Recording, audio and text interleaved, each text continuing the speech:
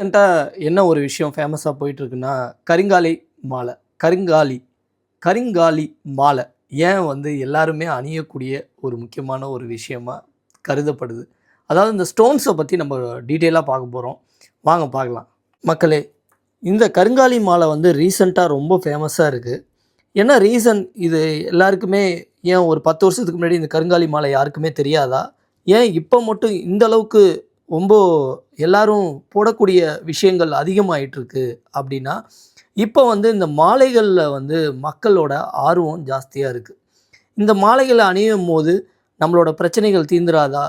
Day to day லைஃப்பில் வந்து நம்மளோட பணப்பிரச்சனை, நம்மளோட அ அதாவது வாழ்க்கையில் ஏற்படுற நிறைய பிரச்சனைக்கு இது வந்து ஒரு மருந்தாக இருக்காதா? அப்படிங்கிறது மக்களோட ஒரு பார்வையாக இருக்குது. இந்த கருங்காலி மாலை நம்மளோட வாழ்க்கையில் உள்ள முழு பிரச்சனையை தீர்க்குமா அப்படின்னு நீங்கள் கேட்டிங்கன்னா, அதாவது இந்த கருங்காலி மாலை வந்து செவ்வாய் கிரகத்தோட அனுகிரகம் உள்ள ஒரு மாலை. மக்களே, இந்த கருங்காலி மாலை வந்து செவ்வாய் கிரகத்தோட அனுகிரகத்துக்கு உள்ள ஒரு மாலைன்னு சொல்லலாம். இந்த கருங்காலி மாலை யார் யார் அணியக்கூடியது அப்படின்னு நம்ம ராசி நட்சத்திரம்லாம் பார்த்து தான் அணியணுமா அப்படின்னா, அப்படின்னு நம்ம சொல்ல முடியாது.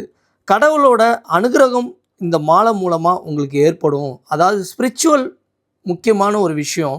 இந்த கருங்காலி மரத்துலேருந்து எடுக்கக்கூடிய மாலை தான் இந்த கருங்காலி மாலை. அந்த கருங்காலி மாலை என்ன தான் இடியே இடித்தாலும் இடியே தாங்கக்கூடிய ஒரு வல்லமை படைத்தது தான் கருங்காலி மரம். அந்த மரத்துலேருந்து மாலையாக கோத்து இந்தமாரி ஒரு மாலையை அணியும் போது இடியோட உங்களுக்கு என்ன ஒரு பிரச்சனை வந்தாலும் அந்த பிரச்சனையிலேருந்து மீண்டு வர்றதுக்கான ஒரு ஒரு பிளெஸ்ஸிங் வந்து இந்த கருங்காலிக்கு உண்டுங்கிறது, ஒரு தெய்வத்தன்மை இந்த கருங்காலி மாலைக்கு உண்டு. அது இயற்கையாகவே அமைந்தது. ஆனால் இது எல்லாருக்கும் வந்து இந்த பிரச்சனைகள்லாம் தீர்த்துருமா அப்படின்னா அது வந்து கேள்விக்குறி தான். அவங்கவுங்க ராசி நட்சத்திரமும் அவங்க ஜாதகத்துக்கு இந்த கருங்காலி மாலை போட்டு பேசுமா அப்படிங்கிறது தான். பேசுனா அதாவது உங்கள் வாழ்க்கைக்கு அது வந்து ஒரு ஒரு பாசிட்டிவிட்டி கொடுக்குமா அப்படிங்கிறது ஒரு கேள்விக்குறி தான். அதாவது எல்லாருக்குமே எல்லா பிரச்சனைக்கும் இந்த கல் போட்டால் சரியாயிடும் அப்படின்னு நம்ம சொல்லி நிறைய ஜெம்ஸ்டோன் வியாபாரிக வந்து அந்தந்த ராசி நட்சத்திரத்துக்குன்னு ஒரு சில கல்லுகள் உறுதிப்படுத்தியிருக்காங்க. அதாவது முன்னாடி வந்து நம்ம முன்னோர்களும் சித்தர்களும் எழுதப்பட்ட ஒரு சில மாலைகள் இன்றைக்கி வந்து நமக்கு வந்து பயனுள்ளதாக இருக்குது. சில பிரச்சனைகளுக்கு அது தீர்வாக இருக்கும். சில பிரச்சனைகளுக்கு இது மூலமாக தீர்வு உண்டா கிடையாதாங்கிறது ஒரு நம்பிக்கை சார்ந்த ஒரு விஷயம். அதாவது இது வந்து அஞ்சனக்கல்.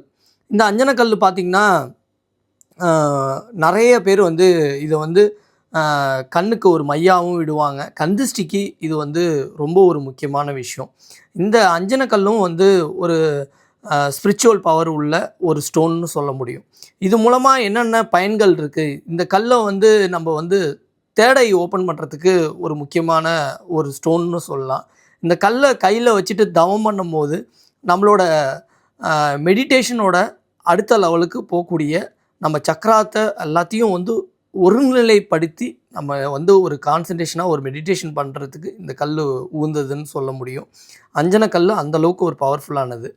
என்னப்பா நீ ஒரு பிரமிடில் ஒரு ஒரு விஷயமே வச்சுருக்க அப்படின்னு நீங்கள் கேட்கலாம். இது வந்து பார்த்திங்கன்னா நீங்கள் பார்க்கும்போது சாதாரண பிரமிட் மாரி தான் தெரியும். பிரமிடில் உள்ள எனர்ஜி வந்து வேறு லெவலான ஒரு ஒரு பாசிட்டிவிட்டி எனர்ஜி. பிரமிடில் வந்து இன்றைக்கும் வந்து நம்ம எஜிப்தில் வந்து பிரமிடை பார்த்தா நம்ம அதிசயமாக பார்க்குற ஒரு விஷயம். அது வந்து பிரமிடில் வந்து எத்தனையோ உயிர்கள் இறந்தாலும் அந்த உயிர்கள் இன்னும் வந்து உடலில் அழியாத ஒரு விஷயத்தை வந்து எனர்ஜியை வந்து இந்த பிரமிடு வந்து ஜென்ரேட் பண்ணுதுன்னு சொல்லலாம். இதில் வந்து பார்த்திங்கன்னா பைரட் ஸ்டோன் இருக்குல்ல, பைரட்டுங்கிறது ஒரு ஸ்டோன், ஒரு விதமான ஒரு ராசிக்கல்னு சொல்ல முடியும். இந்த ராசிக்கல் வந்து எல்லாருக்குமே உகந்ததுன்னு சொல்லலாம். இந்த பைரட் ஸ்டோன் வந்து பார்த்திங்கன்னா பணத்தை ஈர்க்கக்கூடிய ஒரு பைரட் ஸ்டோன்னு சொல்ல முடியும். இந்த பைரட் ஸ்டோனை வச்சு இந்த பிரமிடை வந்து உருவாக்கியிருக்காங்க. இது வந்து இந்த பிரமிடு வந்து உங்கள் வீட்டில் வச்சா உங்களுக்கு வந்து பாசிட்டிவிட்டி அப்சர்வ் பண்ணும். ஒரு வெல்த்தியான ஒரு அனுகிரகத்தையும் அதிர்ஷ்டத்தையும் ஈர்க்கக்கூடிய ஒரு பிரமிடுன்னு சொல்ல முடியும். அடுத்தது நம்ம பார்க்க போகிறது கார்னெட். அதாவது ஜனவரி மாதம் யாராவது பிறந்திருந்தீங்கன்னா அவங்களுக்கு வந்து இந்த கார்னெட் ஸ்டோன் வந்து ரொம்ப ஒரு யூஸ்ஃபுல்லான ஒரு ஸ்டோன்னு நான் சொல்கிறேன். ஏன்னா இது வந்து கார்னெட்டுங்கிறது வந்து ஒரு முக்கியமான ஒரு ஸ்டோன். ஜனவரியில் பிறந்தவங்களுக்கு இது வந்து ஒரு பர்த் ஸ்டோன்னு சொல்ல முடியும். நான் சொன்ன மாரி இது வந்து பைரட் ஸ்டோனு. இது வந்து நான் ரசமணியில் கட்டியிருக்கேன். ரசமணிங்கிறது வந்து உங்களுக்கு வந்து சனீஸ்வர பகவானால் எந்த ஒரு ஆபத்தை வந்து தடுக்கக்கூடிய சித்தர்கள் நூட்களில் குறுக்கிடப்பட்ட, அதாவது குறிப்புகளின் ஒரு அதிசய மணினா அது ரசமணின்னு தான் சொல்லலாம்.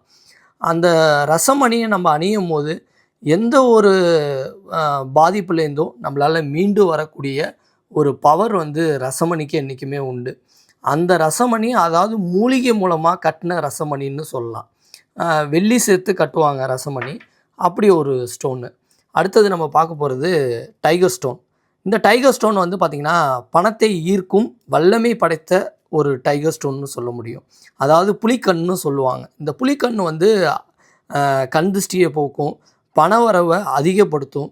என்னப்பா நீ உழைக்காமல் பணம் வருமா அப்படின்னு கேட்டிங்கன்னா, அப்படிலாம் உழைக்காமலாம் பணம் வராது.